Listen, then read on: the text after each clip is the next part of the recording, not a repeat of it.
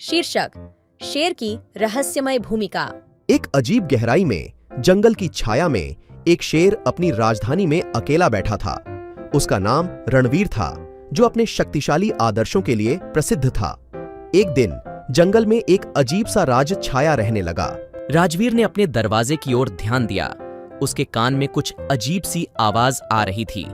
वह नौसिखिए शिकारी भेजने की सोच रहा था, लेकिन फिर उसने अपने मन में एक नया विचार आया। यह क्या हो रहा है?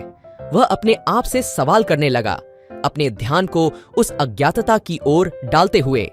जंगल में अदृश्य शक्तियों का एहसास हो रहा था, जैसे कि कुछ बड़ा होने वाला हो। राजवीर का ध्यान आकर्षित हो गया। एक ध्वनि गहराई में समाप्त होने वाले शांतिपूर्ण जंगल में भी सुनाई दी। वह अपने पैरों के नीचे एक भूखे शेर की गर्जना सुन सकता था। जवीर के हृदय में आवाज उठी। वह अपनी राजधानी के बाहर उतार आया।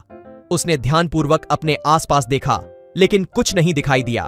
फिर से वह अपने घर की ओर मुड़ा, लेकिन चिंता उसके मन को छू रही थी। वह क्या करना चाहता था? उसका ध्यान अब उस रहस्यमय ध्वनि पर था। समय बीतता गया और राजवीर का हृदय तेज धड़कने लगा। उसका ध्यान उस अज्ञातता पर था। तुम कौन हो? राजवीर ने पूछा। उसके ध्वनि में त्रास होती हुई थी।